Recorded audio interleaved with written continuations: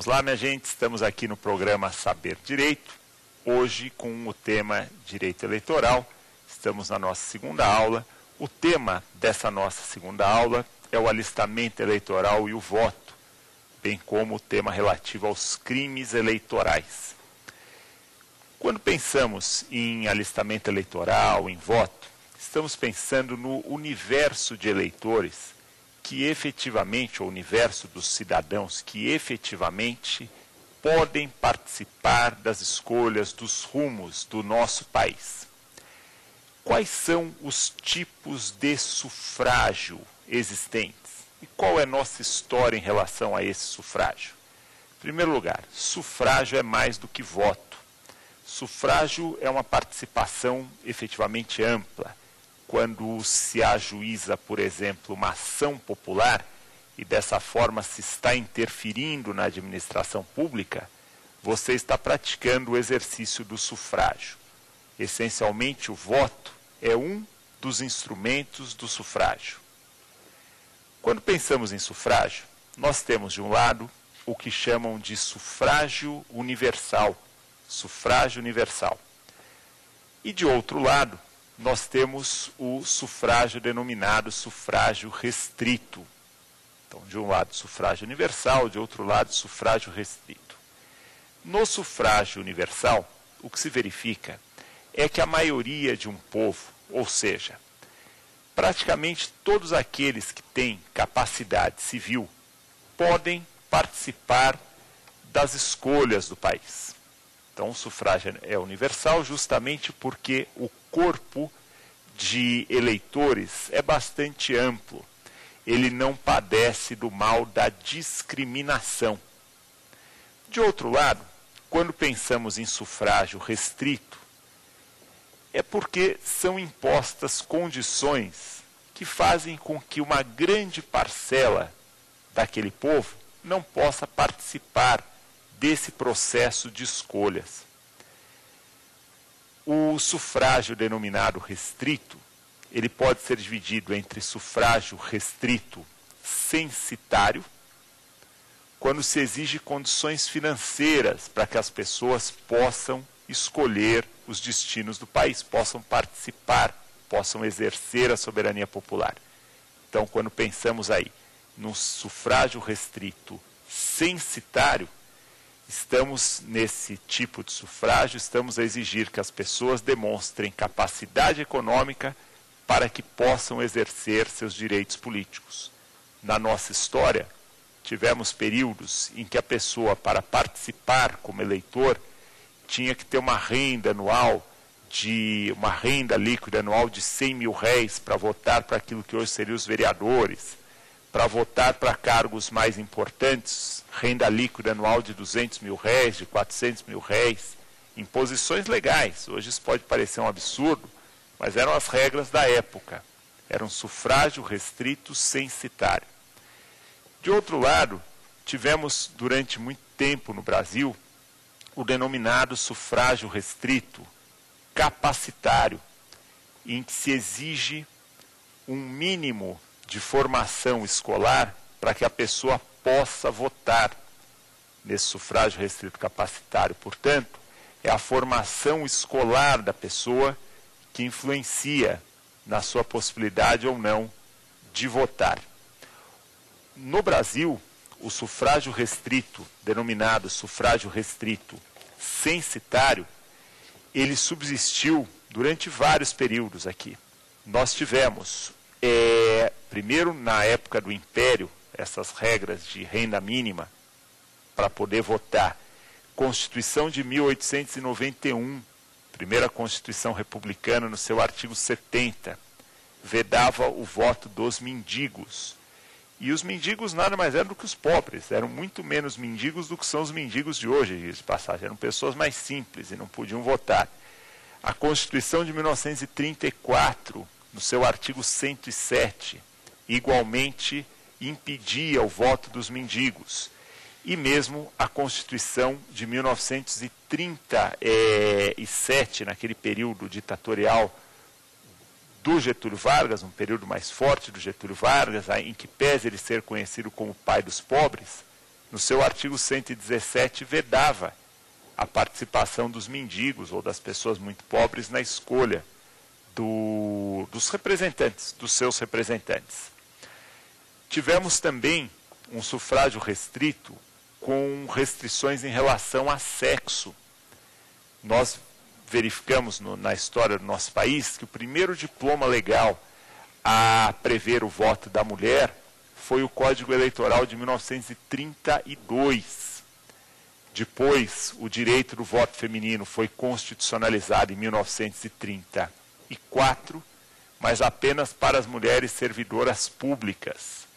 E, por fim, em 1946, aí a Constituição de então universalizou o voto feminino para as mulheres alfabetizadas. Ainda assim, o Brasil foi um dos primeiros países do mundo a estabelecer o voto feminino. Países que são vistos, às vezes, aí como referência de algum tipo de desenvolvimento, caso da Suíça, somente na década de 60 é que se adotou na legislação de lá a possibilidade do voto feminino. Fomos um dos pioneiros nisso ao lado dos Estados Unidos da América do Norte. Além dessas restrições, devemos observar aqui como é nossa história em relação aos chamados analfabetos. Hoje, o analfabeto, ele pode participar? Como foi na nossa história essa participação do analfabeto? Temos uma matéria a respeito desse tema, vamos observá-la. O país tem 129 milhões de eleitores, 8 milhões são analfabetos. A Constituição de 1988 garante a eles o direito ao voto facultativo. Com isso, não são obrigados a comparecer às urnas, só se quiserem, mas nem sempre foi assim. Eleitores analfabetos sempre foram maioria desde 1821 até 1890. Por que razão? Porque foi o decreto número 6 do governo provisório da República que proibiu o voto dos analfabetos. E depois, a Constituição de 1891 os proibiu também de votar. Eles só readquiriram esse direito na eleição de 1986. Este piauiense de 34 anos faz parte dos 8 milhões de eleitores que não sabem ler nem escrever.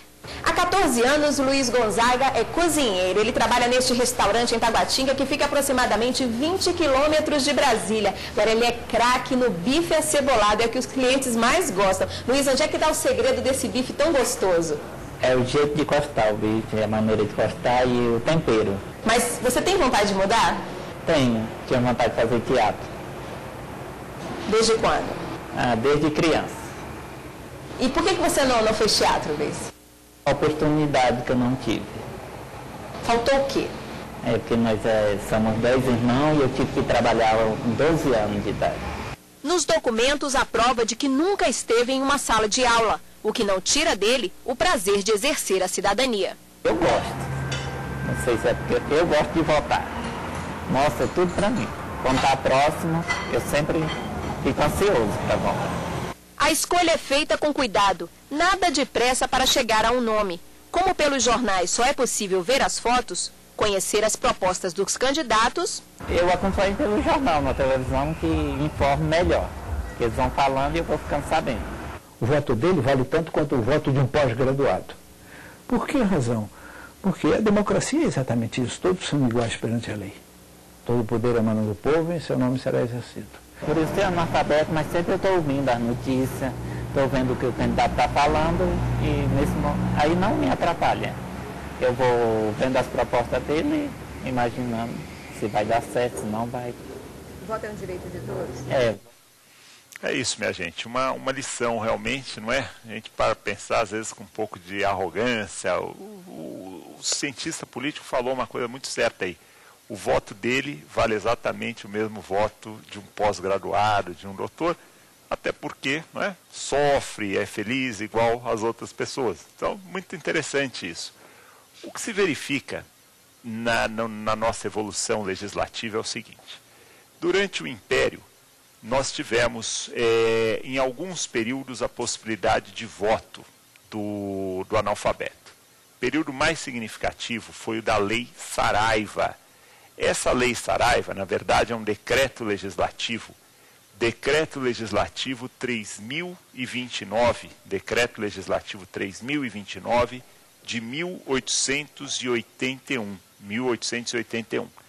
Esse decreto legislativo, ele permitiu a votação do analfabeto, mas não durou sequer 10 anos, conforme bem disse o cientista político. Posteriormente veio o decreto número 6, um dos primeiros decretos da República, antes mesmo da Constituição de 1891, e vedou novamente o voto do analfabeto. Foi vedado. A Constituição de 1891 manteve essa vedação no seu artigo 70. A Constituição de 34 também vedava o voto do analfabeto. Isso se repetiu na Constituição de 1946, na Constituição de 1967 e na emenda constitucional, uma grande emenda, em 1969. Durante todo esse período, o analfabeto não pôde votar. Vejam, desde o início da República até a Constituição de 67, emendada em 69, não havia previsão constitucional do voto do analfabeto. Na verdade, o que nós tivemos no período da reabertura política, pela emenda constitucional número 25 de 1985, foi por meio dessa emenda que os analfabetos readquiriram o direito de voto. Emenda constitucional número 25 de 1985. Então percebam que desde o início da República até 1985, os analfabetos estavam alijados desse processo eleitoral. O que era muito significativo, porque se hoje, matéria atual, ainda temos 8 milhões de analfabetos no país, dá para imaginar o que a categoria representa em termos numéricos, em termos de pessoas que estavam excluídas desse processo. Os colegas teriam alguma questão sobre essa questão? Parece contraditório, é que o analfabeto pode votar, mas não pode ser votado. Inclusive, nessa eleição que está ocorrendo nos municípios, houveram juízes que entrevistaram candidatos e entenderam, ele mesmo sabendo assinar o nome dele, que era analfabeto, cassou a candidatura dele. Isso que o nosso colega menciona diz respeito à seguinte situação. O Constituinte de 88 fez uma opção. Ele admitiu que o analfabeto se aliste como eleitor facultativo. É um alistamento facultativo. Mas ele impede que o analfabeto exerça um mandato. E o colega mencionava que um juiz eleitoral submeteu os candidatos a algumas provas. Isso é possível? É possível sim. Foi uma opção do Constituinte e supostamente uma opção da soberania popular, no sentido de que o analfabeto pode participar votando, mas não pode participar sendo votado. Tem uma questão de ordem prática para essa vedação, que diz respeito à função do político. Mesmo o vereador, ele tem por função fazer o controle dos gastos públicos, dos contratos administrativos. O prefeito também não pode ser analfabeto, porque ele está assumindo responsabilidades para todo o povo daquele município. Pode trazer prejuízos para todo o povo daquele município. E há regras do Tribunal Superior Eleitoral, inclusive uma delas simulada, a súmula número 15 do TSE, no sentido de que ao juiz eleitoral é facultado, sim, realizar exames individualizados para não submeter ninguém a qualquer tipo de constrangimento, de apuração da condição mínima dessa pessoa de ler e escrever. Não se exige, naturalmente, que seja uma pessoa letrada, não é sequer a realidade da nossa população, do nosso povo, mas que essa pessoa saiba o mínimo. A súmula 15, que eu mencionei, estabelece que mesmo o fato de a pessoa ter exercido o cargo de prefeito anteriormente, não a livra de um exame de alfabetização, caso ela venha a ser candidata e surja uma impugnação fundamentada no sentido de que aquela pessoa é um analfabeto. Ainda que essa pessoa já tenha sido prefeito, ela pode ser, sim, submetida a uma prova que é básica. Normalmente o que se faz é a leitura de uma manchete de jornal para a pessoa escrever, posteriormente se vira a página, se dá outra manchete de jornal ou de revista para essa pessoa ler. Então é uma prova bastante sucinta. E o que se recomenda é que essa prova seja feita em caráter reservado para que ninguém sofra constrangimentos. Mas, de fato, essa aparente inconsistência que o colega bem constatou, ela acaba indicando uma opção do Constituinte de 1988. Ao analfabeto faculta-se a capacidade eleitoral ativa, o poder de votar, mas não a capacidade eleitoral passiva, o poder de ser eleito. O colega tem uma questão? Plínio, novamente, uma questão que eu gostaria de levantar é que ultimamente a gente se vê muito, né, ainda mais nessa fase eleitoral agora, de instituições do crime organizado tentando se passar por deputados, né, estaduais, vereadores, e se existe alguma proteção legal, constitucional ou sumular em relação, fora já das condenações, né, relativas àquele questionamento da aula passada, e quais seriam essas proteções nesses casos do crime organizado tentando se infiltrar dentro da política nacional? Nós temos alguns precedentes do Estado do Rio de Janeiro, no sentido de que a ética, a postura ética da pessoa, a moralidade, estaria ali como uma condição implícita de elegibilidade. Agora, a única forma que temos hoje de atestar que alguém, de fato, não preenche esse requisito da moralidade é uma condenação